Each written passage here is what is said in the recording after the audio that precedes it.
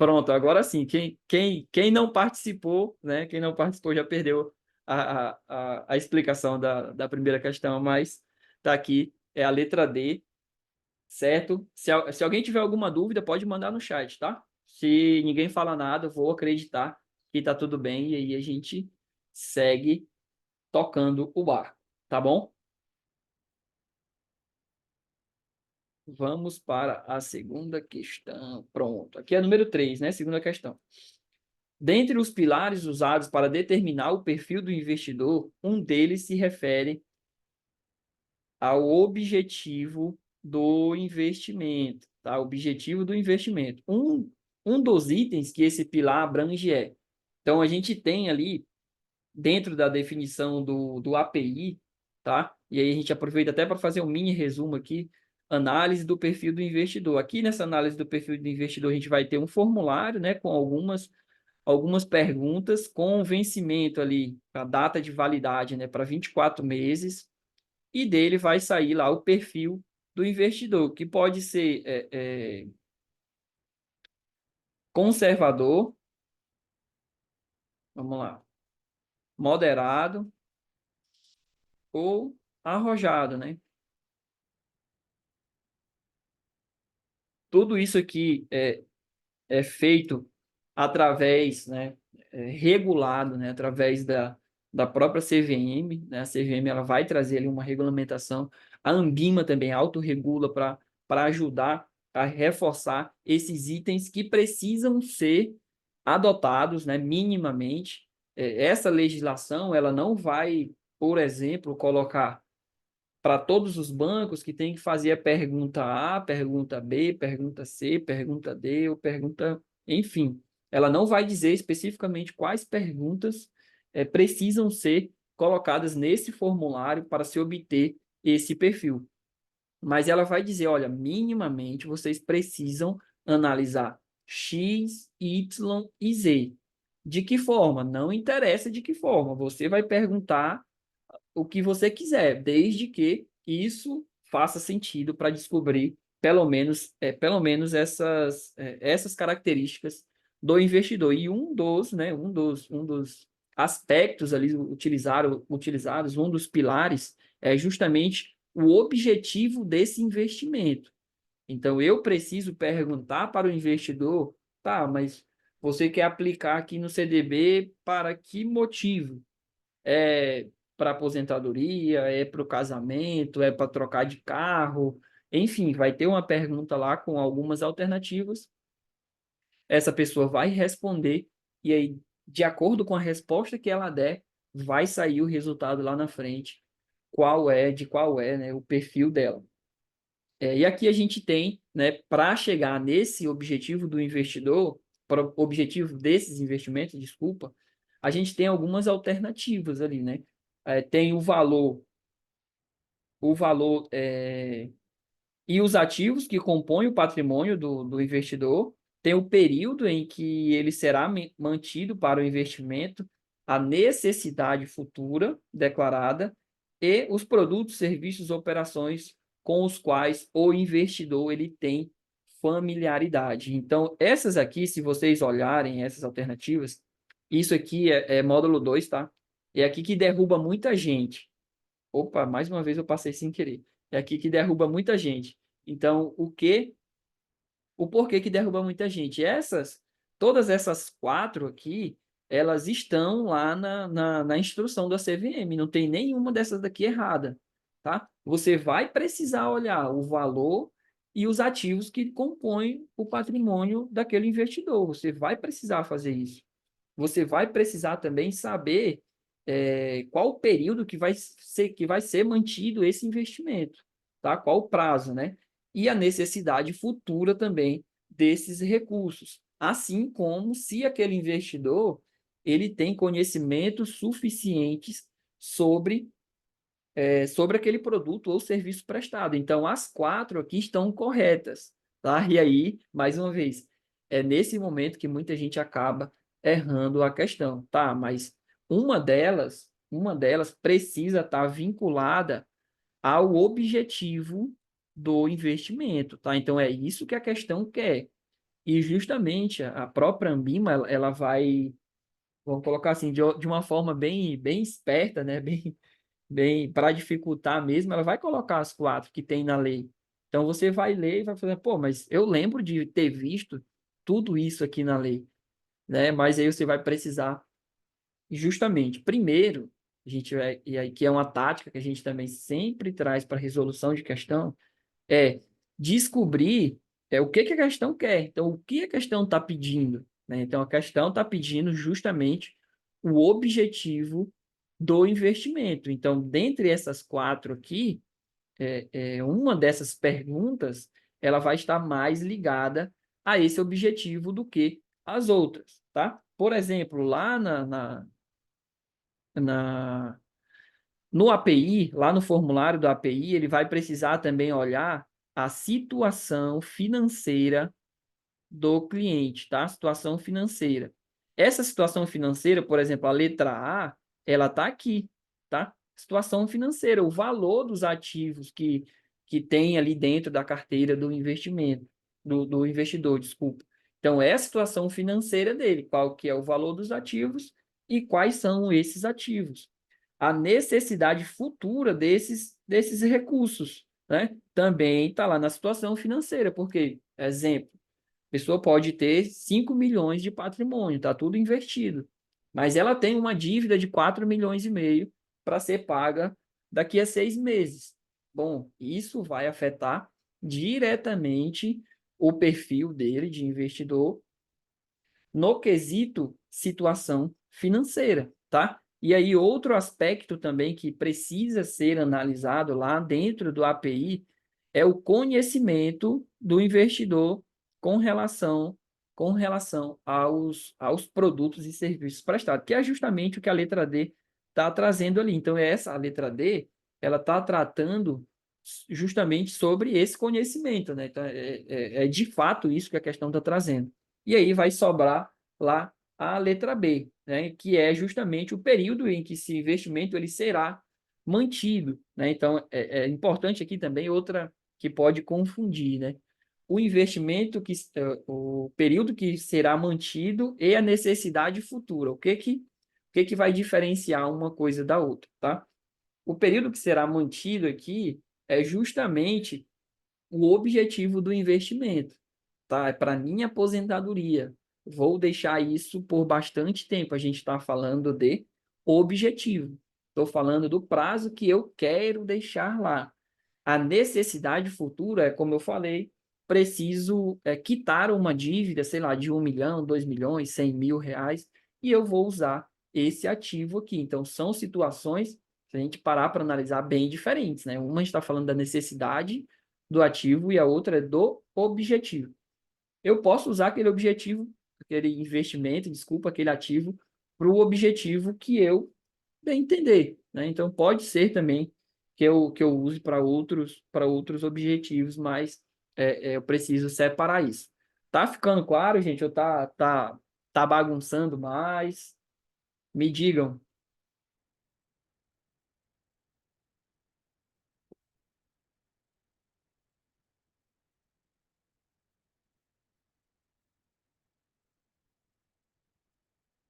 Bom, todo mundo calado, tô achando que tá todo mundo entendendo, tá? Certo, tudo ok. Pronto. Eduardo falou que tá tudo ok, tá tudo certo. Vamos lá, próxima questão. Aqui também, para pegar um aquecimento ali bem tranquilo, essa daqui, acredito que todo mundo acertou, vai acertar, enfim. Vamos lá. Órgão fiscalizador das corretoras e distribuidoras de títulos e valores imobiliários. Aqui tem até uma pequena correção, né? Acho que o erro de digitação é Bacen com N, tá? Assim, Banco Central do Brasil. Então vamos lá.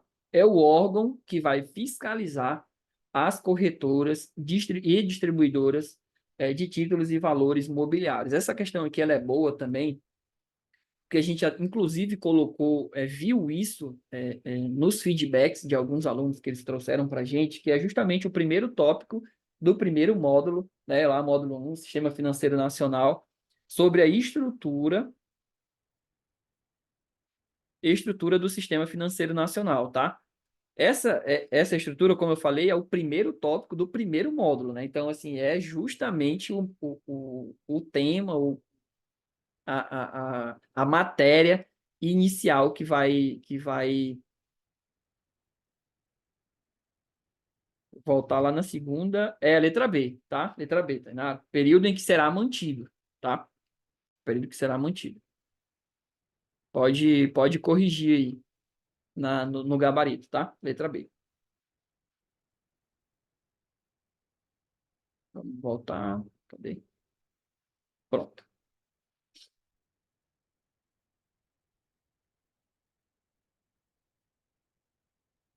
Aí é o primeiro tópico lá do primeiro módulo. E aí, o que a gente observou é que, geralmente, aqui ele vai cair o que a gente costuma ver é de duas a quatro questões, tá? De duas a quatro questões. É muita questão, tá? Muita questão. São 50 questões módulo CPA 10, 60 questões CPA 20, quatro questões fazem a diferença, acredita em mim. Então, lá, nessa organização do Sistema Financeiro Nacional, a gente vai ter lá, bem resumido, CMN, e abaixo dele, o Bacen, certo? E a CVM. E aqui, nesse esquema aqui, de quatro questões, a gente está vendo que as pessoas estão errando.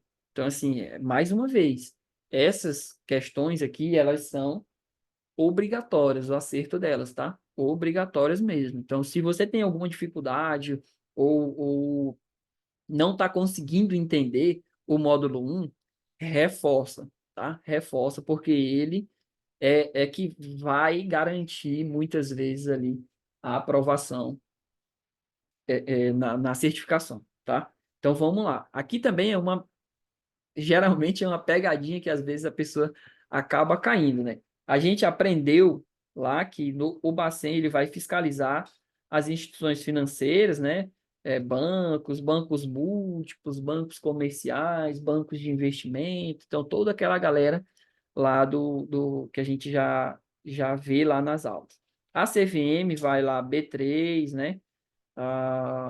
As companhias de capital aberto, listadas na bolsa, as corretoras, distribuidoras, toda aquela galera, né? Geralmente a gente vê o resumo, a gente vê dessa maneira aqui, tá? Só que, né, a gente precisa sempre ter um cuidado nessas questões que algumas colocam ali de forma muito capciosa, né? Então, se a questão ela está trazendo a organização propriamente dita, então ela está falando lá, por exemplo, de fiscalizar um banco, ou de fiscalizar uma corretora, ou de fiscalizar o banco comercial, o banco de investimento, enfim. Geralmente isso daqui vai estar ligado ao Bacen, tá? E se ela estiver falando de operações, né, operações, exemplo de operação, compra de ação, venda de ação, venda de um IPO, né? Porque não, então a empresa ela está sendo lançada na bolsa pela primeira vez e foi identificado ali alguns pontos de suspeita, né? Pode ser suspeito ali que tem alguma coisa de errado. Quem que vai fiscalizar isso? É a CVM, tá? É a CVM que vai atuar com relação a isso. E aí a gente tem alguns exemplos, né? Própria Americanas, no ano passado, é a CVM que instaurou o processo administrativo para investigar, vamos dizer assim, alguns erros contábeis, né, ali dentro, para a gente não falar outra palavra. E também no grande exemplo do Joesley Day, né, quando ele deu lá, fez a delação premiada, que acabou colocando ali o presidente da República em uma investigação, né, que na época era o Michel Temer. Então, são atitudes ali, ó, momentos, tá, do Joesley Day só para contextualizar, né? Ele fez a delação lá, denunciou o presidente, vamos dizer assim, e no mesmo dia ele fez uma operação de dólar, né? Então ele sabia que ele falando aquelas coisas movimentaria o mercado em uma direção com relação ao dólar. Então, ele, muito esperto, né, fez a operação justamente para ganhar naquele movimento de mercado. E aí a CVM veio, atuou e abriu um processo administrativo também contra ele, tá? Então, são exemplos de atuação da CVM. E aí, falando em instituição propriamente dita, então, a instituição, aí a gente vai para o Bacen, tá? Para o Bacen. E aqui a gente está falando, por exemplo, de uma corretora e distribuidora de títulos e valores mobiliários. Se a gente for no automático, a gente vai aqui muito rápido para a CVM, né? Então, é a CVM que investiga esses casos de valores mobiliários. Mais uma vez eu passando aqui. É a CVM que investiga esses casos de valores mobiliários. Só que aqui a gente está falando especificamente da instituição financeira. Tá? E aqui muita gente acaba errando nisso. Aqui quem vai fiscalizar é o Banco Central. É claro que existe ali uma dupla fiscalização, né? A mútua fiscalização. Os dois acabam atuando. Mas quando a gente fala da instituição enquanto corretora, aí é o Banco Central que vai fiscalizar, tá? Se a gente estiver falando de alguma operação, o fulano foi lá e fez uma operação, acabou ganhando dinheiro na Bolsa de Valores de forma ilícita, chama CVM. A instituição financeira X não pegou autorização para funcionar. Opa, Banco Central, tá? Só para a gente aprofundar um pouco nessa questão aqui, que geralmente também elas costumam cair, né, confundir, e se a gente for muito rápido ali no automático, acaba errando, tá?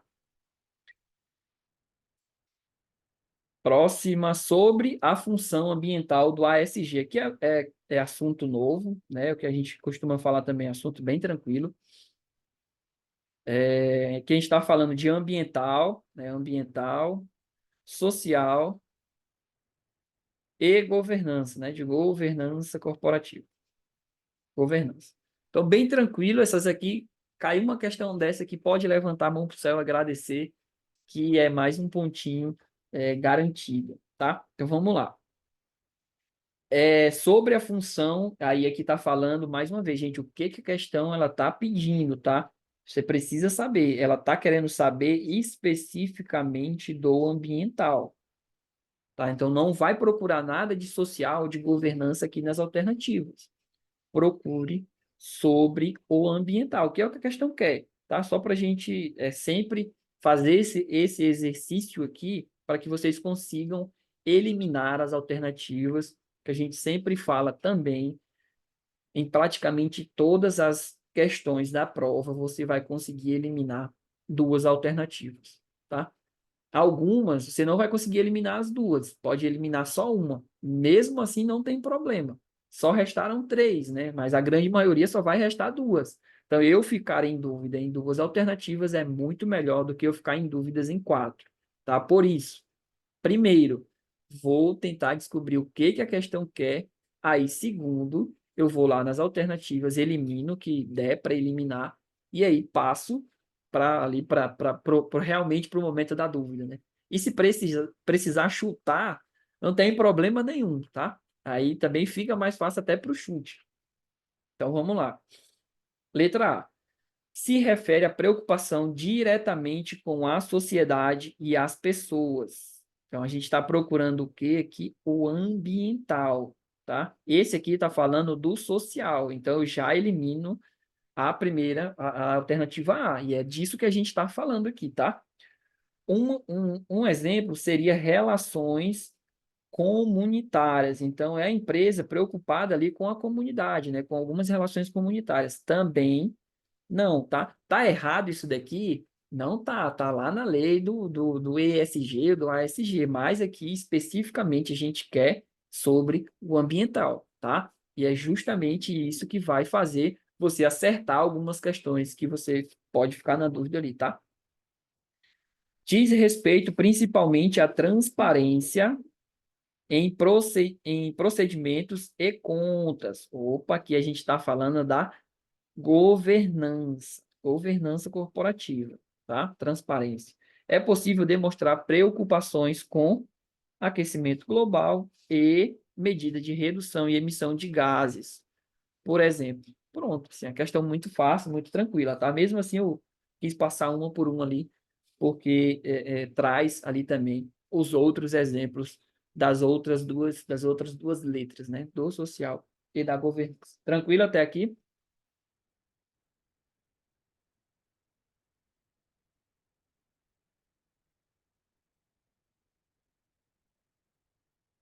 Essa daqui, módulo 2, né, é a fase de PLD, né, prevenção à lavagem de dinheiro. Essa aqui é o assunto que eu acho que é a grande, acho que é praticamente unanimidade, né? Todo mundo gosta, as pessoas também geralmente acertam a maioria das questões por ser por ser questões ali mais, vamos dizer assim, mais tranquilas, né? Mais tranquilas. Tem um pouco de decoreba, mas é a parte da lei, não tem como fugir disso. Exemplo, as penalidades, né? Quais são as penalidades previstas? Então, de 3 a 10 anos de prisão e multa, né? Multa de até 20 milhões. Então, aprendi isso daqui, decorei pronto, né? Já não tem muito segredo. Só que aqui ele está falando da fase de colocação do crime de lavagem de dinheiro se caracteriza pelo quê? Então, a gente tem três fases, tá? A gente chama de COI, né? Comitê Olímpico Internacional, mas aqui é colocação, ocultação e integração. Integração. São as três fases do crime de lavagem de dinheiro. Podem acontecer não necessariamente nessa ordem, né? E também podem acontecer ao mesmo tempo também. Então, assim, é muito complexo ali esse crime. E geralmente também outra informação que geralmente vem aqui do crime de prevenção à lavagem de dinheiro é que ele vem precedido de outro crime, né? Então, geralmente, tráfico de drogas, né? E aí o traficante, o criminoso, ele precisa trazer aparência lícita para aquele dinheiro e ele vai conseguir isso através de outro crime, né, que é a própria lavagem de dinheiro. E aí quem participa desse crime também, mesmo que de laranja, né, como a gente conhece, ele também vai tá sujeito, né, às mesmas penas do crime, tá? Então, quem empresta seu nome ali, por exemplo, para um traficante movimentar sua conta ou algo do tipo aí, ele vai responder também o processo, caso ele seja pego ali, né? Tá. E aí a gente vai falar agora especificamente dessa fase, né? Então, a primeira fase do crime de lavagem de dinheiro é justamente a colocação. Colocação do recurso, né? Então, do dinheiro no sistema financeiro nacional. E aí ele vem trazendo aqui o que ele se caracteriza, né? Acabei respondendo antes, mas vamos lá. Fazer, fazer o dinheiro passar pelo caixa ou balcão do banco, vamos deixar isso daqui em aberto. Letra B, dificultar o rastreamento da origem. Dificultar isso daqui, a gente está falando da ocultação, tá? Então aqui ele está ocultando, está dificultando encontrar a origem. Trazer o dinheiro de volta à economia com aparência de origem lícita, aqui a gente está falando da integração, né? Então eu estou trazendo o dinheiro de volta. Aqui a última fase é quando, infelizmente, né, se ocorrer, vai dar tudo certo para o criminoso e aí ele vai poder utilizar aquele dinheiro na economia como se fosse lícito. E se caracteriza pela última fase, aqui também é a integração, tá? A última fase, integração. E aí sobrou, né, justamente a letra A, o principal caminho para a colocação, infelizmente, é pelo caixa dos bancos, né, ou balcão, ou balcões ali de atendimento dos bancos, né? Então, a pessoa que faz um depósito na sua conta, ou alguém que paga vários boletos ali de terceiros, enfim, né? Pode ser receber Pix ou enfim, um TED na conta. Então, são alguns momentos que pode se caracterizar ali como colocação, uma das fases, né, a colocação desse crime de lavagem de dinheiro, tá? Para finalizar o tema aqui de lavagem de dinheiro, tem outra informação também que geralmente cai em prova, que é a majoração ou a diminuição dessas penas aqui, né? Se eu tiver envolvido em organização criminosa, ou seja, né, as famosas quadrilhas, né? Quadrilhas não quadrilhas juninas, eu vou poder majorar a minha pena em 2 terços, tá? E se eu colaborar com a investigação, fizer uma delação premiada, enfim, eu vou conseguir reduzir também em até 2 terços da minha pena, tá? Então, para facilitar, é 2 terços para cima ou 2 terços para baixo, de acordo com essas informações, tá bom? Tá tranquilo, tá muito rápido, estão acertando até aqui.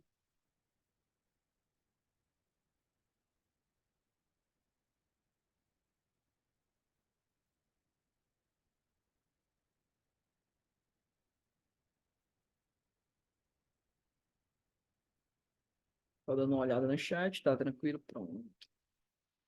Tá tranquilo, então vamos seguir. Finanças comportamentais, né? Aqui, geralmente, essa daqui é do mais da CPA 20 do que da CPA 10, mas vamos tratar, pode cair também, né?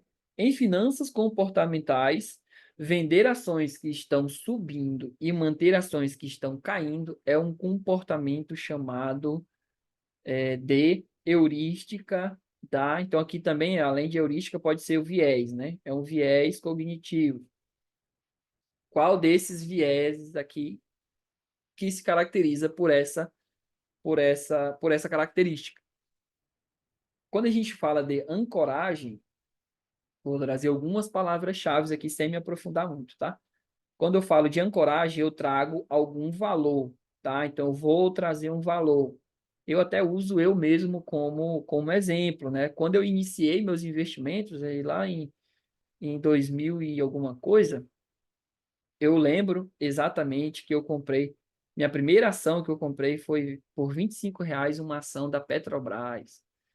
E a partir daquele momento, esse era o preço justo para mim, né? Então, assim, quando ela chegava a R$ 30, por exemplo, na minha cabeça ali, estava muito caro, né? Porque eu estava ancorado em 25. Ou então, quando ela caía lá para, sei lá, R$ 19, alguma coisa do tipo, sabe, pô, tá muito barato, né? Porque, mais uma vez, eu estava ancorado em R$ 25. E isso, comprar por um preço não significa necessariamente que aquela ação ela vai estar cara ou barata ou nada do tipo, né? O mercado ele não está ligando nem um pouco para a sua opinião, né? Essa é a verdade.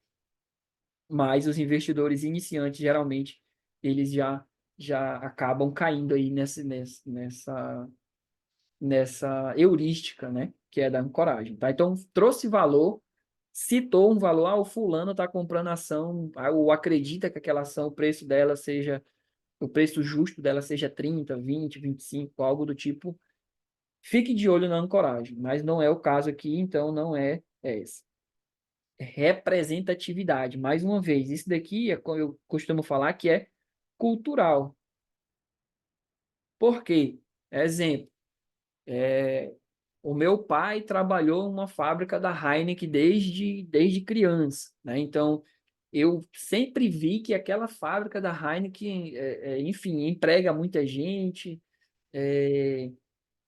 sempre dá lucro. Então, eu acabo incorporando os valores daquela empresa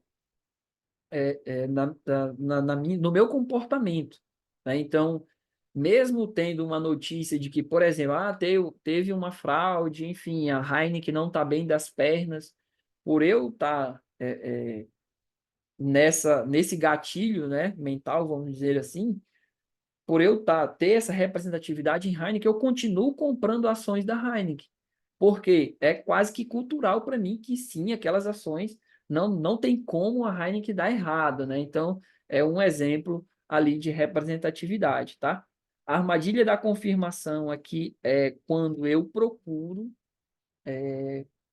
observar apenas opiniões que vão de acordo com o que eu penso, né? Então, isso aqui é bem tranquilo, o próprio nome já traz, né? Então, se alguém fala algo contrário do que eu acredito, eu vou menosprezar aquela opinião e vou valorizar somente as opiniões que concordem comigo. E aí, para as ações aqui, mais uma vez, se eu acredito, por exemplo, que as ações da Petrobras são boas ações, eu vou procurar jornais ou analistas, especialistas que falem bem daquela ação para falar assim, olha, tá vendo? Eu sabia que era uma ação boa, então é mais ou menos nesse sentido. E não é também isso que a questão está falando aqui, né?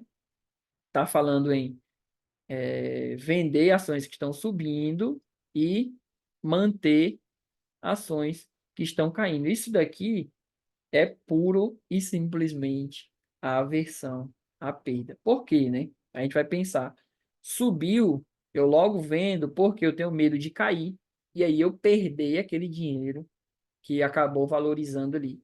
E se as ações cair, comprei por 10, de repente a ação caiu para 8. Então, enquanto ela não se recuperar, eu não vou vender. Então, se eu comprei por 10, ela precisa um dia, ela vai passar de 10. E aí vamos supor, né? Vamos supor que aqui é, é, eu fique com ela por 5 anos, esperando, né? Então, tô lá, eu não sou mais um investidor, sou um torcedor, torcendo para que ela suba, e de repente, né, com muita dificuldade, ela sobe para 10,50. O que vai acontecer ela subindo para 10,50? Exatamente aqui eu vou vender, né? Então, eu esperei 5 anos para aquela ação passar um pouco, né? Pelo menos empatar. Depois que ela empata, eu vou lá e vendo. Isso aí é justamente também uma armadilha que muita gente acaba caindo, né? Compra ação, depois descobre que não é uma ação tão boa assim, mas não vende. E espera a ação. Não, vou esperar que um dia ela vai subir. E de fato, às vezes ela até sobe, né? E aí quando ela sobe, que empata e a pessoa vai lá e vende, né? Então, poderia ter feito outra coisa com aquele dinheiro e acabou não fazendo, tá? E aqui, gente, mas só para aqui já a título de curiosidade, né? Ninguém tá isento de nenhuma dessas heurísticas aqui, tá? Até enfim, o mais técnico do analista, ele vai também acabar tendo influência ali emocionais, tá? Não tem jeito. E aí essa daqui fica a letra D mesmo. Eu acho que é mais tranquila essa daqui também. Pronto, vamos lá. Essa daqui é se eu não, módulo 3 de economia, né? Noções de economia e finanças. Teve uma manchete no jornal, devido à pressão inflacionária, o Banco Central teve que atuar fortemente no open market, né? Então ele teve que atuar lá no open market ontem, enxugando a liquidez, ou seja, ele precisou retirar dinheiro da economia, tá? Então o Banco Central precisou tirar dinheiro da economia. Enxugar a liquidez, tá? Enxugar a liquidez. Dar uma freada, vamos dizer assim, frear um pouco a economia, tá? Então, o que que o Banco Central ele vai precisar fazer para enxugar essa liquidez?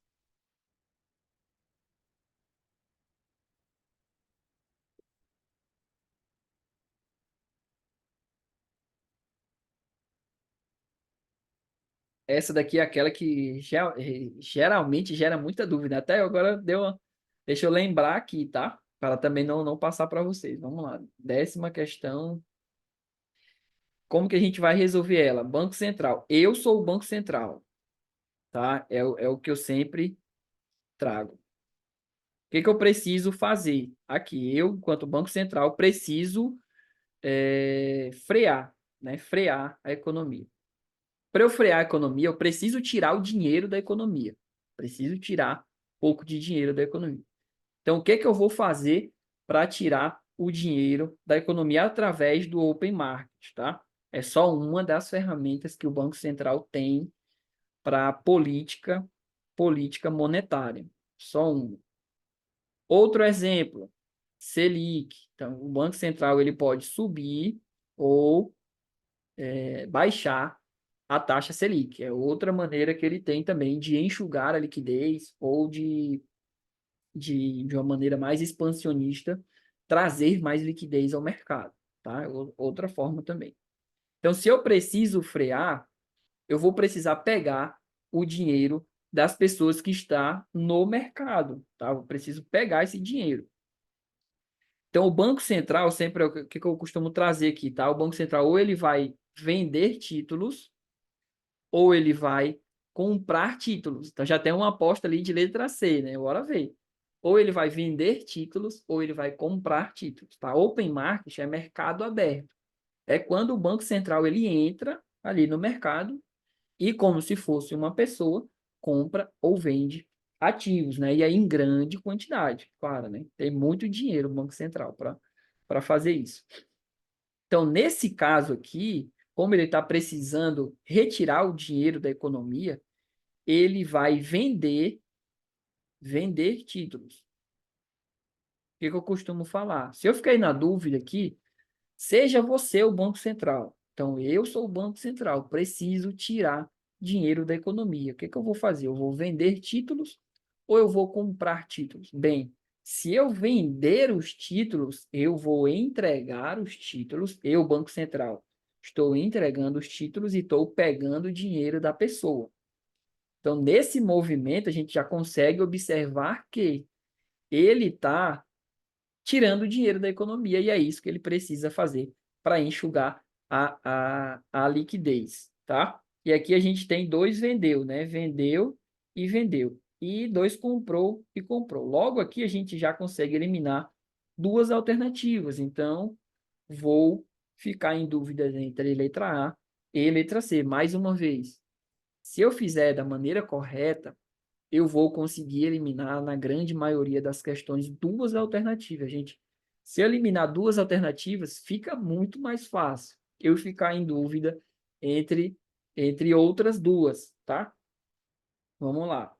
Então, ele aqui está implementando uma política expansionista ou uma política restritiva, né? Que são as duas opções, né? Ou ele está expandindo a economia ou ele está freando a economia.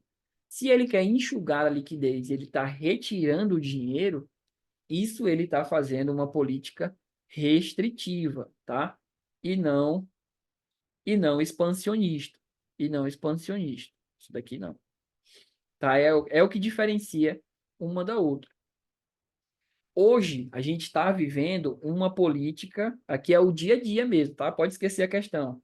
Hoje a gente está vivendo a política expansionista, né? Por quê? Porque a gente sabe disso. Porque o Banco Central, ele vem Opa, desculpa. Não vem elevando, vem reduzindo, né? Ele vem reduzindo já há algum tempo a taxa Selic. Ele fazendo esse movimento de redução da taxa Selic, ele tá barateando as coisas, né? Enfim, a gente costuma falar o custo do dinheiro, então ele está barateando o próprio dinheiro.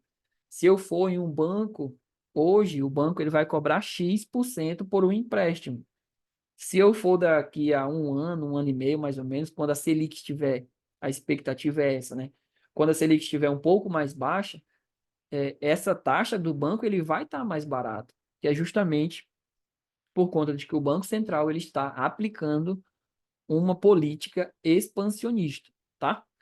Quando ele estiver elevando a taxa Selic, aí ele vai estar fazendo o inverso, né? Uma política monetária restritiva ou contracionista também, eles podem utilizar esse termo também, tá? Contracionista, só para vocês saberem, tá? Pode ser esse, pode ser restritiva. Pronto. 11ª aqui. Vamos lá. Essa daqui também é aquela decoreba, né? Essa aqui é módulo 3 também, parte de noções de economia e finanças. E aqui a gente está falando do PIB, né? Do PIB, na ótica das despesas. Tá, chegando ao cálculo do PIB na ótica das despesas, considerando que o C é consumo privado, o I é o total de investimento e o G são os gastos governamentais, e NX são as exportações líquidas, ou seja, exportações menos importações. Aí ele está querendo saber que o que a questão quer, né? Ela já trouxe ali praticamente tudo que é analisado. Ela só quer saber qual dessas fórmulas é a correta, né? Qual das fórmulas é a correta. É isso que a gente precisa decifrar aqui entre as alternativas. Alguém quer chutar aí também? Chutar? Ou então, não, eu sei. Pode ficar à vontade também para mandar aí, tá? Estão acertando até aqui.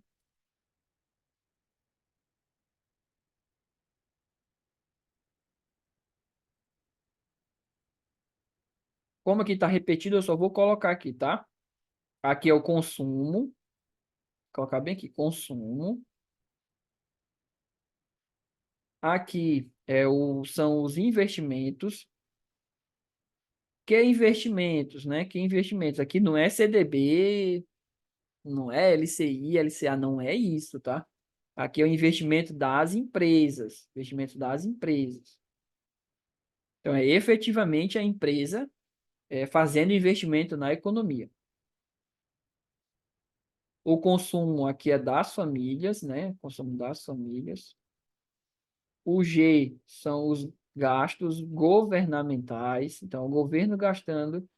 E aqui são as exportações, justamente as exportações líquidas, ou seja, menos as importações, né? Então, tudo que eu exporto, menos tudo que eu importo. E aqui a gente está falando também, claro, né, do país inteiro, tá? Do país inteiro, não só de um estado. Pode ser feito também, mas geralmente a gente analisa do país todo, tá bom? Então, qual dessas formas aqui está correta, né? Tem algumas ali que tá diminuindo, tem outra que está somando tudo, a outra diminui aqui e a outra diminui aqui, né? Então, uma dessas é a fórmula correta, né? E aí aqui é tudo somado, tá? Vou somar tudo isso. Vou somar o consumo das famílias, vou somar os investimentos, vou somar os gastos governamentais e vou somar também as exportações líquidas. O que pode cair aqui também de diferente é no lugar desse NX aqui, cair exportações menos importações dentro de um parêntese, tá? Então vai ter um mais aqui, vai ter novamente aí tudo igual, o I e o C, tá? Então pode cair nesse formato também. Consumo mais os investimentos, mais os gastos governamentais, mais, entre parênteses, exportações menos importações. Está correto também, tá? Tranquilo?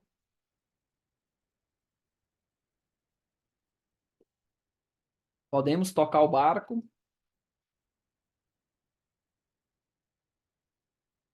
Vamos lá.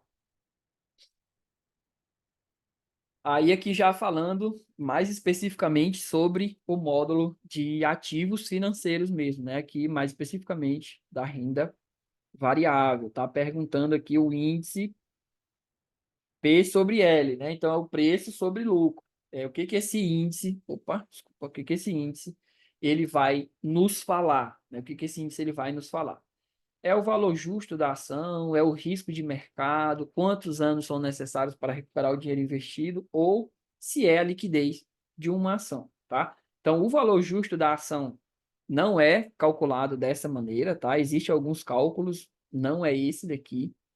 O risco de mercado de uma determinada ação também não é, né? Aqui eu posso definir não o risco de mercado da ação, mas o risco da ação em relação ao mercado através do beta, né? Através do beta. A gente também não vai entrar muito a fundo aqui, é pouco mais de módulo, desculpa, DCPA 20 e DCEA também, mas é importante saber. Quantos anos são necessários para recuperar o dinheiro investido? E é essa alternativa. E a liquidez de uma ação. A liquidez de uma ação não é, a gente vai descobrir a liquidez de uma ação pela quantidade de negociação que a gente consegue observar em um determinado dia ou em um determinado período, tá? Então, por que quantos anos são necessários para recuperar o dinheiro? Em cima eu tenho o preço, certo? E embaixo eu tenho o lucro.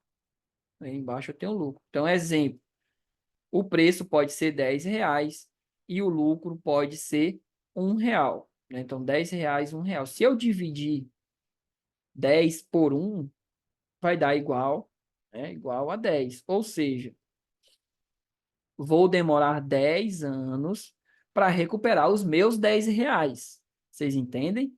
Porque a cada ano, né? A cada ano aqui eu vou ter R$ 1 de lucro. Outro exemplo é R$ 10 o preço da ação e R$ 2 o lucro. Vou dividir o preço sobre o lucro, vai dar um igual aqui, né? 10 dividido para 2 vai dar igual a 5.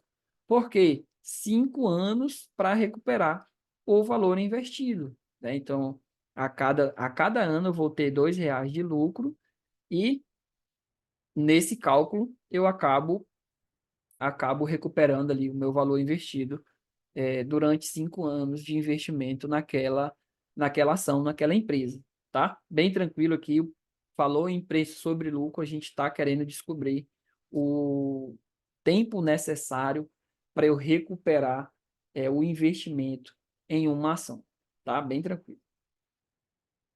E aí também aqui falando de ações, né, renda variável, falando sobre uma análise grafista, né? Então a gente tem dois tipos de análise lá para determinar o preço de uma ação. A gente tem fundamentalista, né? Que eu vou olhar aqui os números da empresa, e tem o próprio, agora fugiu da cabeça, grafista, né? Que vai analisar. Se alguém lembrar aí, pode colocar no chat, ou então pode falar no áudio aqui. O fundamentalista e o. Ah, não vou lembrar. Mas, enfim, aqui eu vou analisar principalmente os gráficos, né? Então, vou analisar historicamente o histórico ali de preço daquela ação e aí vou definir qual o momento de compra ideal para eu conseguir obter algum lucro ali, tá? Então, aqui a gente está falando de grafista, o próprio nome já nos ajuda, né? Então, se é uma análise grafista, vou analisar os gráficos, o histórico de preço daquela ação e não vou ligar tanto para os números dela, se ela teve lucro, se não teve, se ela é uma empresa que consegue fazer caixa, né? Então, ter rendimentos ali durante os anos, isso eu não vou olhar. Vou olhar somente o gráfico dela, não importa se ela está azul, se ela está verde ou se está vermelha, tá? E aí vai trazer ali, né? São alguns pressupostos da análise grafista de ações. Então, o padrão de preço e o comportamento do ativo que ocorreu no passado irá se repetir no futuro. Vou deixar aqui, quem sabe pode ser essa, né? O balanço patrimonial e DRE das empresas são estudadas antes das decisões de compras. Então, essa daqui eu sei que está errada porque aqui é uma análise fundamentalista, né? Então, eu vou olhar os fundamentos da empresa, vou olhar o balanço patrimonial, vou olhar o DRE, vou olhar o fluxo de caixa, enfim. Questões políticas e decisões sobre tributação no mercado, onde a empresa atua e influenciam no preço do ativo. Também não, né? Se fosse uma análise fundamentalista, eu poderia dar alguma atenção para essa informação aqui. Mas como eu vou olhar especificamente o gráfico, isso daqui não vai me interessar também, tá? As variáveis econômicas irão influenciar no preço dos ativos? Também não, né? Então, vou ficar com a letra A mesmo. Então, o padrão de preço e o comportamento do ativo que ocorreu no passado, ele irá se repetir no futuro. Como, né? Como? Lá tem muitos gráficos assim, né? Então, estou só um exemplo aqui, tá? Então, o analista lá observou que o gráfico faz assim e depois sobe. Vai aqui e depois sobe. Então, o que é isso? Ele está vendo comportamentos do ativo ali no passado, né? Ele vê que Depois que cai por um determinado tempo, ela sobe muito. Depois ela cai por um determinado tempo, ela sobe muito. Se ele viu que ela está caindo por um determinado tempo, então ele vai identificar aquilo ali como uma possível alta do ativo. E aqui, por exemplo, né, ele pode comprar e ela lá subir e ele ter o ganho, tá? Através da análise gráfica, tá?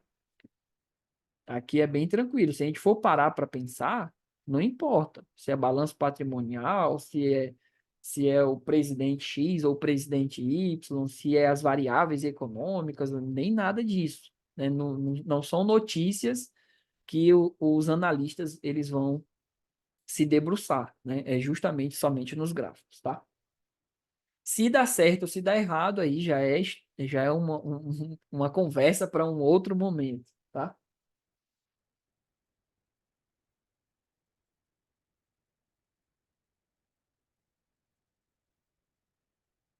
Essa daqui também é quase certo para cair em renda variável também é um, um dos riscos ali, geralmente são dois, né? Que a gente já vai entender. A gente pode ficar em dúvida, geralmente, em risco de mercado e no risco de liquidez, tá?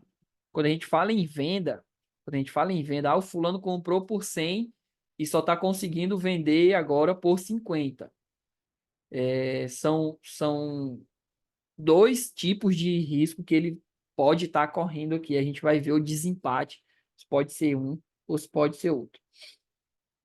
De imagem não é, de imagem vai ser só se sair alguma notícia ruim daquela empresa enfim, alguma coisa do tipo, né? A empresa, enfim, houve ali assédio moral dentro da empresa, então a empresa ela está correndo um risco de imagem. Então, o funcionário da empresa X agrediu, enfim, a esposa, ou a esposa agrediu o marido, alguma coisa do tipo. Risco de imagem, porque está associando a empresa a algo ruim, tá? Então, não é o que a gente está trazendo aqui. É o risco de crédito, é o risco de calote, né? O risco de calote, de não pagamento, risco de inadimplência. E a gente também não está vendo aqui, mais uma vez, eliminei facilmente duas alternativas, tá? Está trazendo que uma empresa ela precisa vender para honrar seus compromissos ali um imóvel cujo valor dele é de R$ 600 mil. Então já se passaram 30 dias e houve uma única oferta de R$ 300 mil, ou seja, 50% do preço justo, né? Opa, mais uma vez eu passando aqui sem querer. 50% do preço justo. Então, a perda, né, ocorrida nesse investimento, ela se deu ali por qual motivo, né? Então, qual dos riscos essa empresa acabou correndo aqui? Pode ser o risco de mercado ou pode ser o risco de liquidez. Nesse exemplo aqui vai ser o de liquidez, tá? Por quê? Porque só tem uma única oferta. Liquidez é a falta de compradores, tá? Falta de compradores. Falou em falta de comprador, eu já sei que é um risco de liquidez. O que poderia acontecer e de fato acontece, né? No dia a dia a gente vê muito isso. É alguém que compra um imóvel por, sei lá, 100 mil, tá? Compra por 100 mil e na hora de vender, ninguém quer pagar mais do que 70 mil, por exemplo, né? Mas tem muita gente querendo comprar aquele imóvel, só que não é pelo preço que a pessoa está querendo vender. Então, ali, a pessoa ela presenciou, né, da pior forma, né, o risco de mercado. Então, quando ele comprou, as pessoas estavam pagando 100 mil, tanto que ele pagou os 100 mil pelo imóvel. Porém, no momento que ele está querendo vender, não é mais esse preço. Então, desvalorizou por algum motivo, né? E aí a gente não vai entrar aqui no detalhe, mas desvalorizou por algum motivo e ele está correndo aí sim, aqui seria o risco de mercado. É a única coisa que diferencia um do outro, tá? Risco de mercado e risco de liquidez. Nesses dois riscos, vai ter dois momentos. O momento que eu vou comprar por um valor mais alto, vai ter o outro momento que eu vou vender por um valor mais baixo. E a única diferença é que nesse momento que eu estou vendendo por um valor mais baixo, não tem comprador, e aí é o risco de liquidez. Ou tem vários compradores, mas eu não consigo vender por um preço ok, né? Por o preço que eu comprei, e aí vai ser o risco de mercado, tá? Então tem a diferença ali de um para o outro, tá bom? Tranquilo até aqui?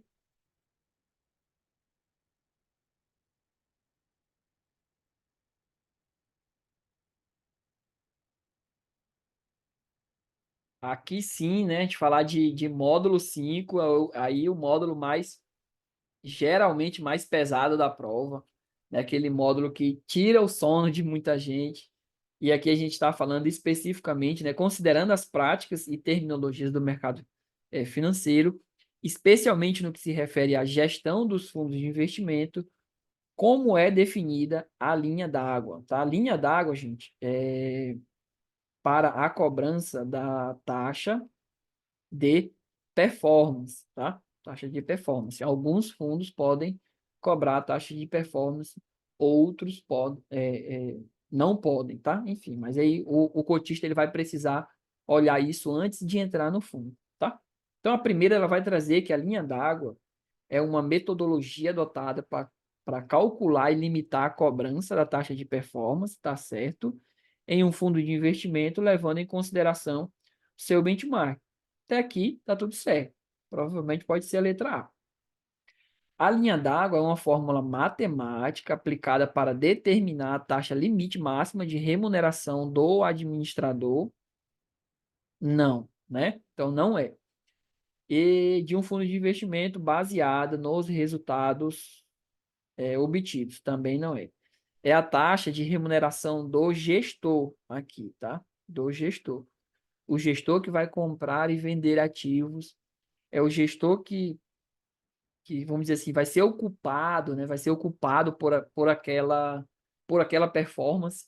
Então, se o gestor ele conseguiu é, é, bons resultados, nada mais justo do que ele ganhar um bônus, né? Vamos dizer assim. Ah, ainda a Tainara ainda não chegou. Não te preocupa, Tainara, pode confundir um pouco aqui, mas vai conseguir acompanhar e aí quando chegar lá nas aulas vai estar mais tranquila já, tá? Então, o gestor é que vai ser o responsável por esse ganho, né? Então, ele merece essa taxa de performance. Quando falar em taxa de performance, a gente vai ligar ao gestor. A linha d'água é a letra C, tá? Eliminei a letra B, já a letra C. A linha d'água é a metodologia empregada para estabelecer a taxa fixa de administração. Então, a taxa fixa de administração em fundos de investimento. Tá errado, tá? Existe a taxa de administração e, paralela a ela, pode existir também a taxa de performance, tá? Uma não tem nada a ver com a outra. A linha d'água representa uma fórmula matemática específica que visa incrementar os benefícios financeiros do gestor do fundo, além de potencializar a rentabilidade total do fundo. Então, não, né? Se é uma taxa, se eu estou pagando, na verdade vai ser o inverso, né? Eu vou perder rentabilidade. Então, não é essa daqui também. E também não é para incrementar benefícios financeiros. É a letra A, de fato. Então, vou repetir a letra A aqui, tá? Ela vai ser a metodologia para calcular e limitar a cobrança da taxa de performance de um fundo de investimento, levando em consideração o seu benchmark. Então, vamos lá, só para clarear um pouco aqui a linha d'água, tá? Taxa de performance vai ser o seguinte: o gestor ele vai prometer, por exemplo, o retorno maior do que o IPCA. Só um exemplo, tá? Maior do que o IPCA. Então, ele pode falar assim, olha, cotista, eu vou superar o IPCA. E se eu bater essa meta, se eu ganhar do IPCA, eu vou receber um bônus, que é a taxa de performance, tá? Que vai ser em cima desse aumento. Então, vou trazer o exemplo. Vamos supor que o IPCA lá durante o ano deu 10%. E o fundo teve um retorno de 12%.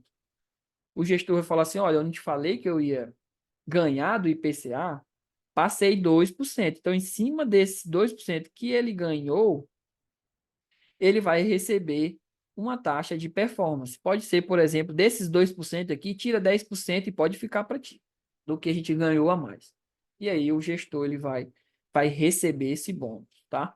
E o que, que seria a linha d'água?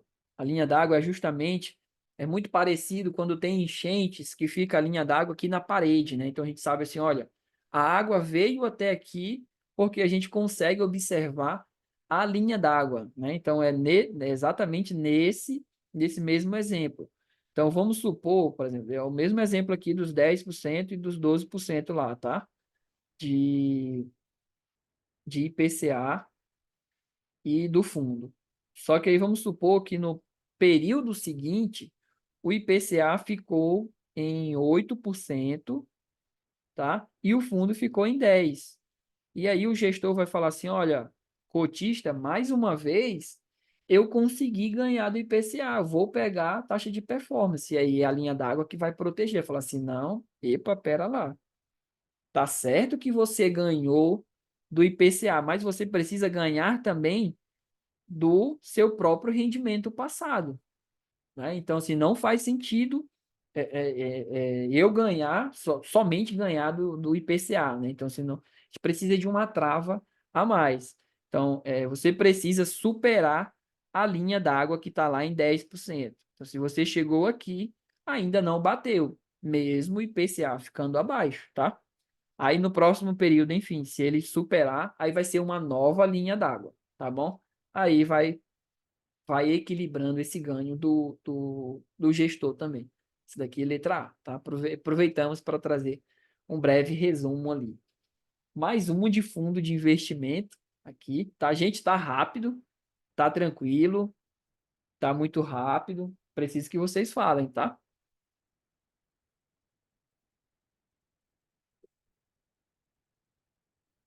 Senão na próxima, precisa até do feedback de vocês, senão na próxima a gente coloca menos questões e aí aprofunda um pouco mais, ou então fala assim, não, tá devagar, a gente coloca mais questões e aí acelera um pouco também, pode ser, né? Então, é o primeiro aqui que a gente está fazendo com 20 questões, justamente para ver se o tempo ele fica ok, se dá para a gente fazer e não vai prejudicar tanto o tempo de vocês e o nosso também, a nossa própria agenda, tá bom? Na alternativa, na questão 23 vai trazer ali, né? O valor da cota de um fundo de renda fixa, ele vai ser impactado pelos seguintes fatores.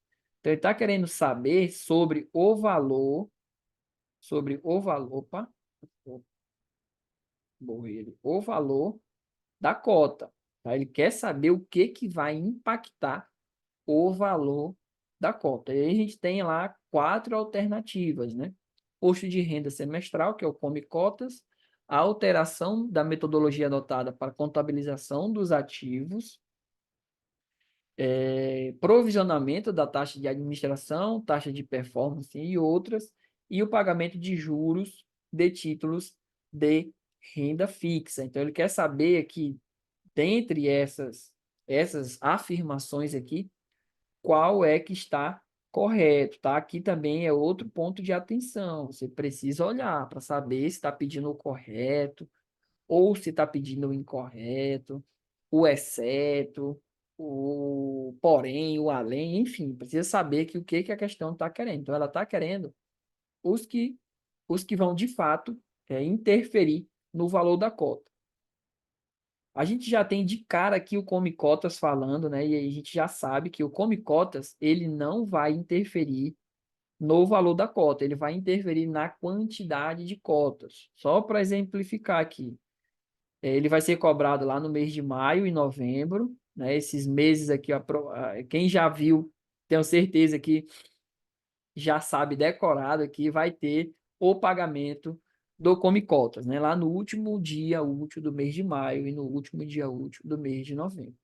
Vou trazer um exemplo. Imagine que um cotista tem 10 cotas lá do fundo e ele teve retorno no período. Quando chega lá no último dia útil do mês de maio, ele vai observar que ele não tem mais 10 cotas, ele tem 9,97 cotas. O que que aconteceu aqui? veio o Come Cotas, né, que é o próprio nome já está falando, e retirou um pedaço das cotas dele. Só que o preço da cota, a rentabilidade da cota, não foi alterada, só foi alterada é, é, a quantidade de cotas que ele tem, tá? A alteração da metodologia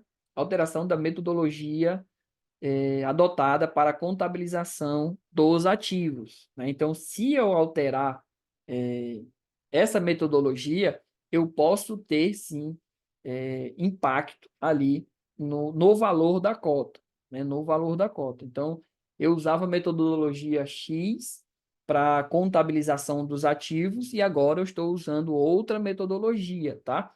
Que é muito parecido lá com a marcação a mercado.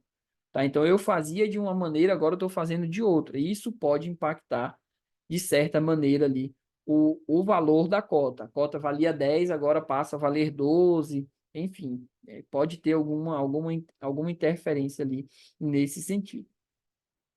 Quando eu pagar qualquer taxa, taxa de administração, taxa de performance, outras despesas, tudo isso daqui eu vou tirar do valor da cota. Tá? Então, essas aqui também vai impactar diretamente o valor da minha cota. E a quarta, o pagamento de juros de títulos de renda fixa. Então, aqui vai impactar positivamente o valor da cota, né? Então, a cota ela vai se valorizar.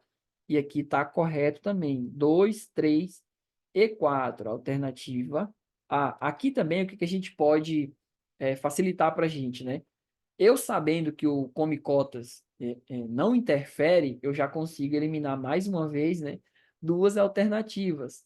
E aqui, sabendo que tem 2 e 3 nas outras duas que restou, eu já sei que a 2 e 3 estão corretas também. O único desempate que eu vou precisar analisar aqui é se a 4 está correta ou não, tá? Que é uma das maneiras também de resolver esse tipo de questão para garantir, ou então para facilitar, ou então para ajudar ali a ter mais assertividade, tá bom? Isso é importante.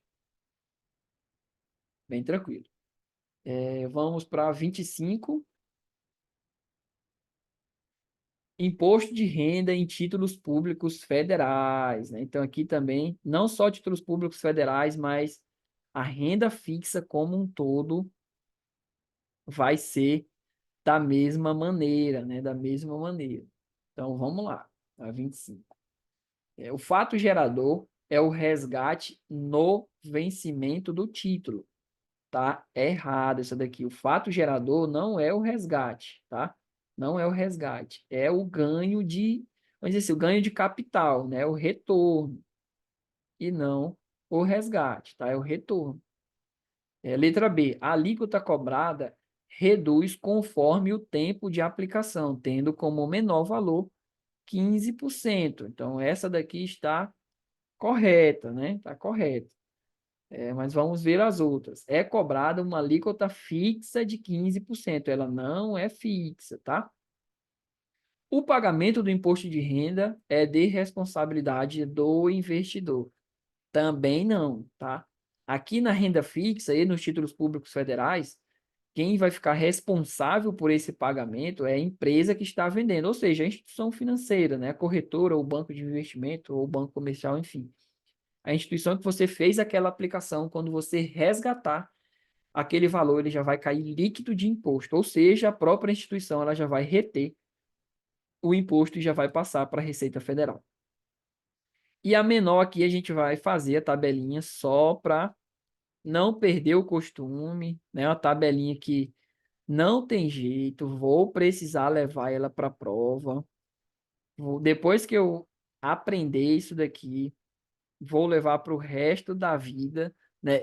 Esses são os prazos e aqui são as alíquotas, né? 22,5%, 20%, 17,5% e 15%. Então, se eu ficar nesse prazo aqui, pago os 22,5%. Se eu ficar, aqui são dias, né? Isso é importante também. Se eu ficar nesse prazo aqui, vou pagar 20. Se eu ficar de 361 dias a 720, pago 17,5. E mais do que 720 dias é a alíquota menor, os 15%. Então, quanto mais tempo eu fico investido, permaneço com aquele investimento, menor a alíquota do imposto de renda, tá?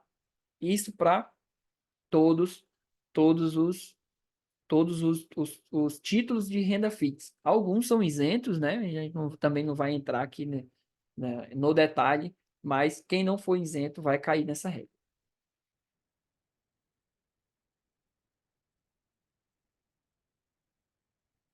Muito boa essa daqui também.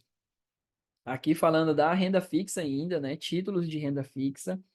Então, a gente tem uma indústria que ela precisa construir uma usina elétrica, que poderia ser uma nova fábrica, poderia ir para o exterior, a empresa quer fazer um investimento no exterior, enfim, ela quer fazer um novo investimento. E aí, para captar recursos para esse investimento, o que que ela pode emitir, né? O CDB, então vou começar daqui, tá? O CDB aqui são os bancos, tá? Então, somente banco pode emitir CDB. Aqui a gente está falando de uma indústria, então não é. Nota promissória, a empresa ela pode emitir, só que curtíssimo prazo, né? Então, curto prazo. Não vou conseguir pagar para fazer uma usina elétrica, né? A usina elétrica não vai dar tempo. LCI, aqui também são os bancos, tá? Também são os bancos, tá errado. E aí a gente chega na debênture, aqui sim, tá correto, é a letra A, tá? E aí a gente tem três tipos de captação, tá, gente? Vou até colocar aqui. A gente tem o governo, a gente tem os bancos e a gente tem as empresas, né? Vou colocar aqui empresas. Não necessariamente indústria, mas pode ser qualquer tipo de empresa do mercado financeiro, tá? Do mercado. Aqui, o governo ele vai emitir títulos públicos federais, então lá no Tesouro Direto. O banco ele vai emitir CDB, pode emitir LCI, pode emitir LCA, pode emitir RDB, então são os bancos fazendo captação de recursos. E a empresa ela vai emitir debêntures, tá? Então, aqui vai seguir mais ou menos a mesma lógica. É alguém precisando de dinheiro, essas pessoas precisando de dinheiro, e essas pessoas indo ao mercado fazer oferta ali de títulos de dívida, né? Todos esses aqui são títulos de dívida. Então, essa pessoa aqui vai ficar devendo para alguém, né? Especificamente para o investidor. E aqui também o principal risco que a gente vai ter é justamente o risco de não pagamento, né? O risco de crédito, tá? Então aqui já trouxe aqui um pequeno resumo também de renda fixa, tá bom? Aproveitamos.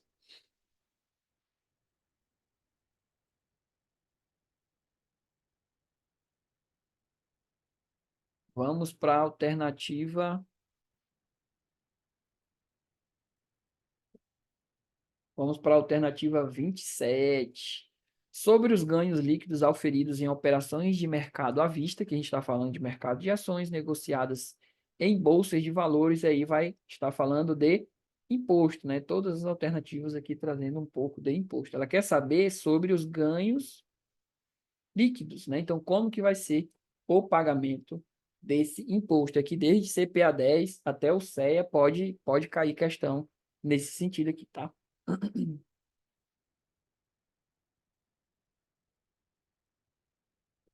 Vamos lá. O imposto de renda ele vai ser de 15% cobrado na fonte. Então, aqui esse na fonte está errado.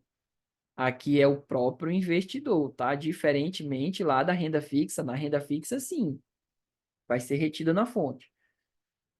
No mercado de ações, o próprio investidor ele precisará se preocupar com esse pagamento, tá? O imposto de renda sempre é cobrado a alíquota de 15%. Também não, vai depender, né? Tem duas opções: day trade e swing trade. Aqui é 15% e aqui é 20%. A diferença de um para o outro, no day trade, que day de dia, né? Comprei e vendi no mesmo dia. swing trade ou não day trade também, é que as pessoas costumam falar. Comprei e vendi em dias diferentes, vai ser os 15%, bem tranquilo também. O imposto não é cobrado na ocasião do day trade. A gente acabou de ver que é cobrado sim e é 20%, né? Então, essa daqui também não é. O imposto de renda é levantado mensalmente e pago até o último dia subsequente. Muito bem, correta a letra D. E aqui a gente pode até incluir, né, pelo próprio investidor, né? Então, o próprio investidor vai lá, gera uma DARF e paga esse imposto, tá? Bem tranquilo. Aproveitamos e fizemos ali também um pequeno resumo.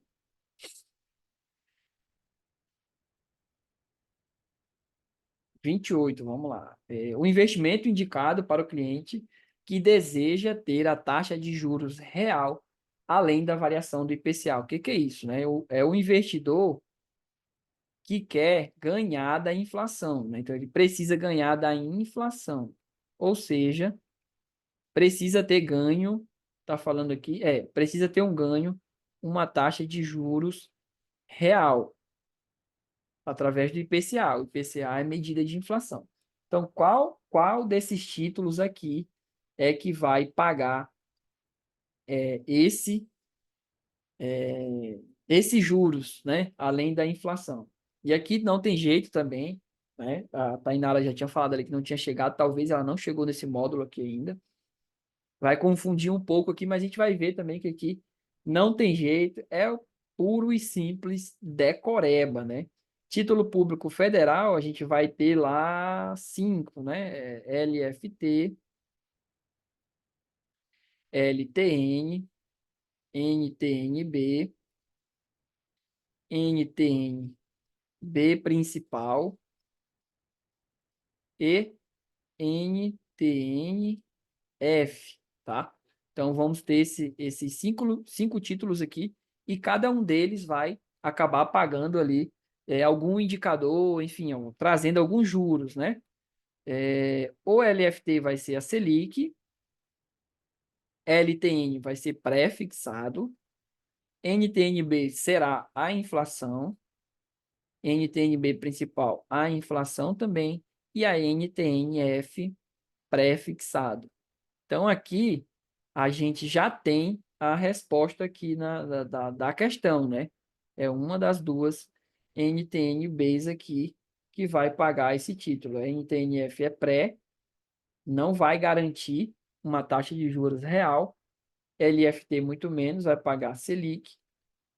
E o CDB pode ser que que não está especificando. Ah, não, na verdade está, né? CDB-DI. Então, ele vai pagar a taxa. CDI também não vai garantir que esse retorno seja acima da inflação. O único que vai ser é a NTN, justamente porque ela vai pagar a variação do IPCA, que é a própria inflação, mais uma taxa de juros, né? Pode ser que 3%, por exemplo. Então, é o IPCA mais 3%, logo eu já ganho do IPCA automaticamente em 3%, né? Então, vai ser mais ou menos nesse ritmo que a gente vai conseguir responder esse tipo de questão, tá? Aproveitamos também aqui e já trouxemos ali um breve resumo. Deixa eu passar aqui. A Tainara viu, eu vi ali, vi no chat, tá? Não chegou ainda, mas não te preocupa. Vai ficar gravado lá no YouTube, depois que tu passar por esse módulo, aí tu volta aqui e refaz, que vai fazer muito mais sentido, tá? PGBL, VGBL, outro também que geralmente é pequeno, né? Ali é um módulo bem pequeno, mas que para o dia a dia, para o mercado mesmo, ele traz infinitas possibilidades, tá? E aqui está trazendo um exemplo de de um indivíduo, né, que faz a declaração, que é importante, né, completa do imposto de renda e tem um salário anual de R$ 87.500. Ele quer aplicar 35 mil e quer aproveitar ao máximo o benefício para deduzir a base de cálculo do imposto de renda, né? E aí ele quer saber quanto esse cliente deverá aplicar em VGBL, tá? Quanto ele deverá aplicar em VGBL. Essa daqui, ela é mais voltada para o CEA, tá? Mais voltada para o CEA. Por quê? Né? Vamos precisar... Vamos, não, peraí, deixa eu ver se tem alguma pegadinha aqui antes disso, né? Ver se tem alguma pegadinha. Não, é isso mesmo.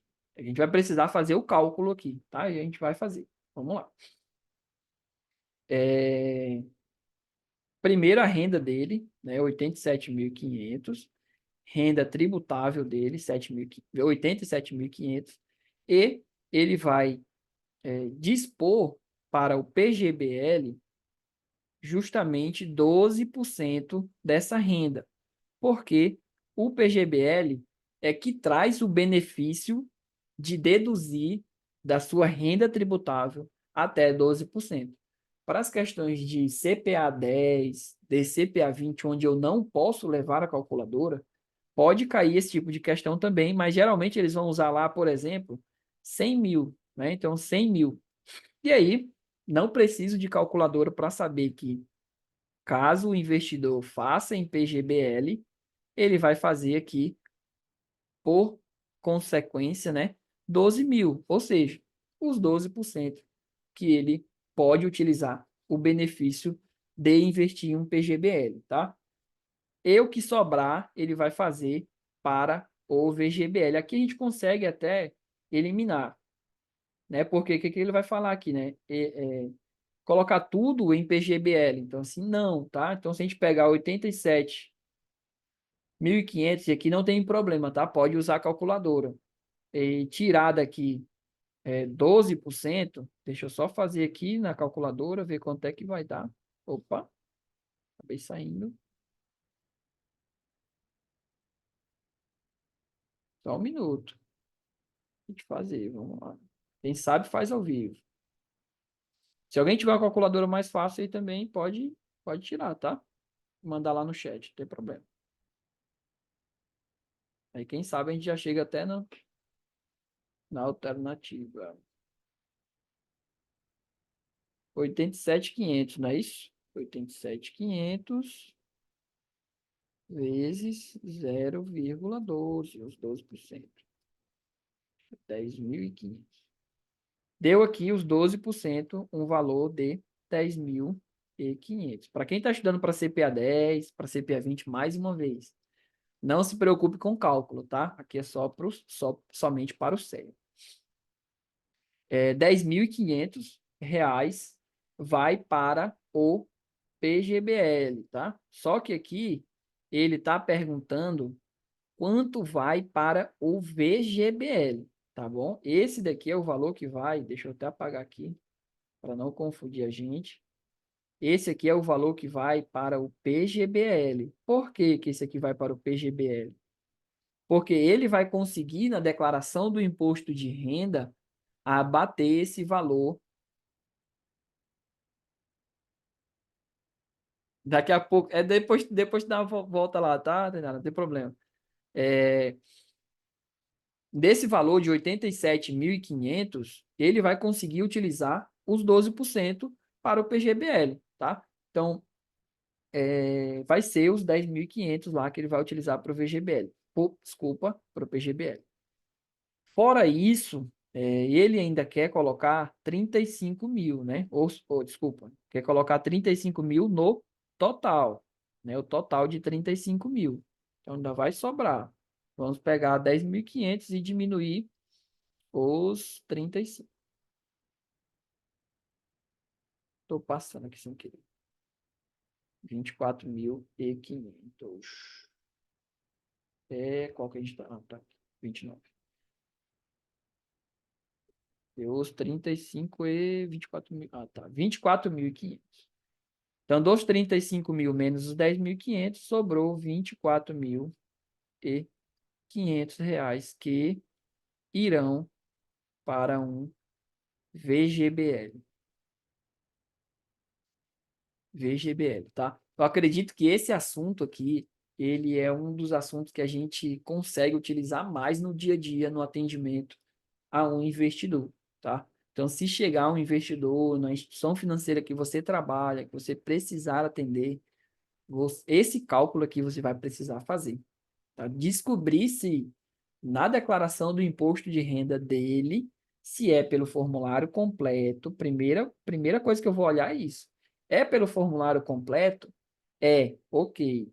Então, 12% dessa renda tributável a gente pode colocar em um PGBL, porque você vai ter o benefício de um desconto no imposto de renda. Se ele quiser fazer uma aplicação adicional acima desse valor, todo o restante ele precisa ir para fazer sentido para o investidor para um VGBL. E a questão ela está perguntando justamente quanto vai para o VGBL e é a alternativa B, tá? Essa daqui eu acho que eu vou até colocar no grupo depois. A Luciana estava pedindo umas de cálculo mais elaboradas, né? Essa que tem pouco mais elaborada também. Pronto. Vamos para cadê?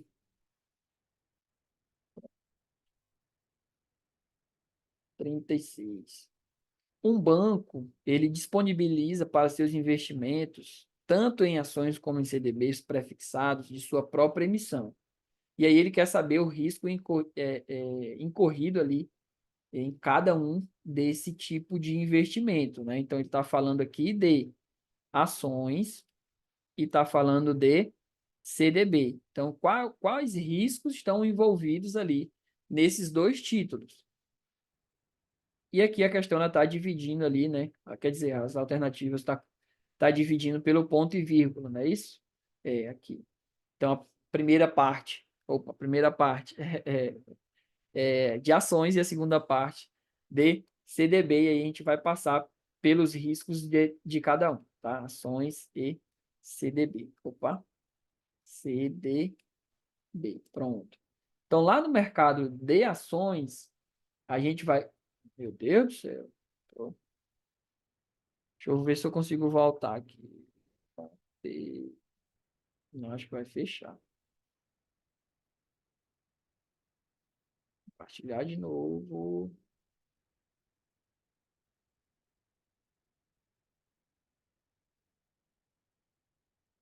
Fechei sem querer. Voltar, questão 36.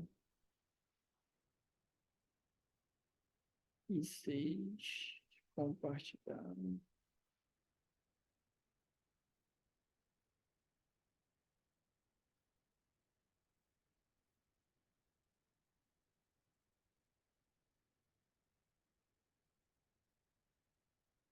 Voltamos. Confirme se voltamos.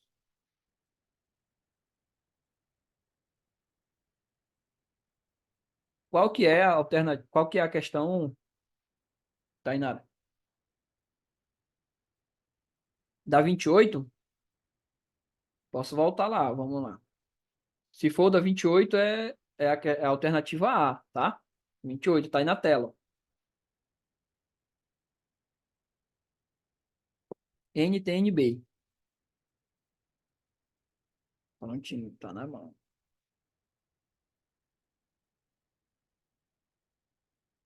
Pronto. Vamos lá. Voltar para 36. Aqui a gente tem um pouco sobre, né, os riscos das ações e o risco dos CDBs, né? As ações a gente pode eliminar, né? Que vamos eliminar. Ações a gente não tem risco de crédito, né? Então, assim, a empresa que eu faço o investimento em ações, ela não me deve nada, né? Não me deve nada. E aqui, deixa eu ver, mercado, liquidez. Só conseguimos eliminar A por enquanto. Vamos lá no CDB.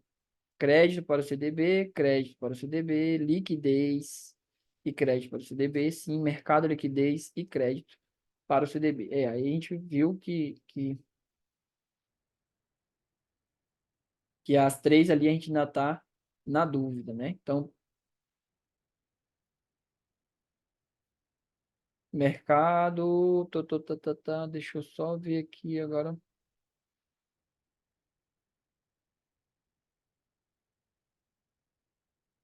Não, essa daqui, porque eu estou na dúvida nessa daqui, na verdade. Vamos lá. Que mercado para ações e crédito para CDB, essa daqui tá, aparentemente está correta, né? Mercado para ações e liquidez para e crédito para o CDB, não estaria errado, porque liquidez também para as ações, né? Então, está falando aqui exclusivamente. Então, a C está errada.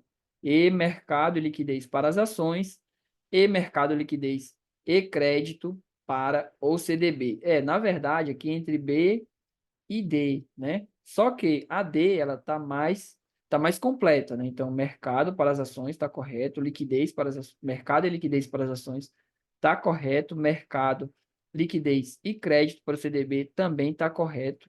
É a letra D. Principalmente aqui, mercado para o CDB, quando ele é pré-fixado, né? Então, quando ele é pré-fixado, tem o risco de oscilação da taxa de juros da economia, e aí acaba trazendo um risco muito sério para o investidor que está aplicado em CDB. Pronto, eu acho que essa daqui é a última, né, que estava pulando ali.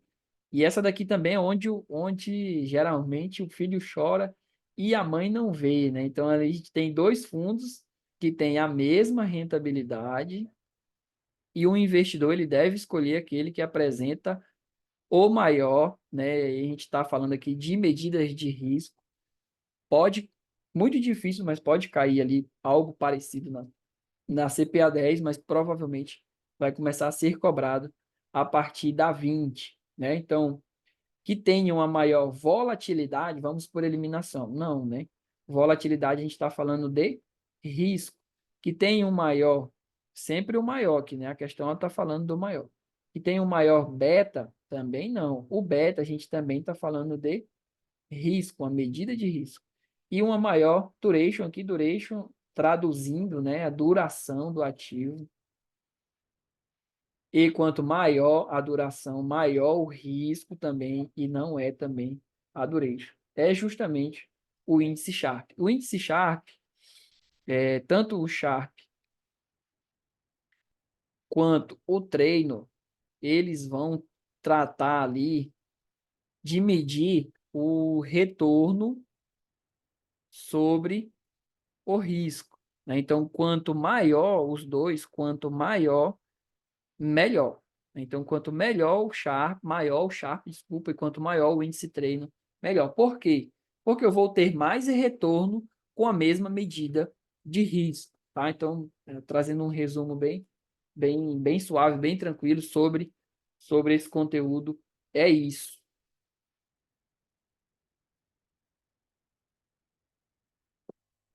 E chegamos aqui, né, ao fim. Aqui era para estar o gabarito, tá? Só que eu acabei tirando, que era para mandar lá em PDF, depois eu acabei apagando aqui, não deu tempo de colocar. Mas a gente pode também, inclusive, mandar lá no grupo, já tem lá no nosso grupo interno do WhatsApp, a gente só pode direcionar lá pro grupo da turma, tá? É isso, espero, né? Espero que tenha ajudado. Eu vi que algumas pessoas saíram durante a live, mas não tem problema, deixa eu pausar.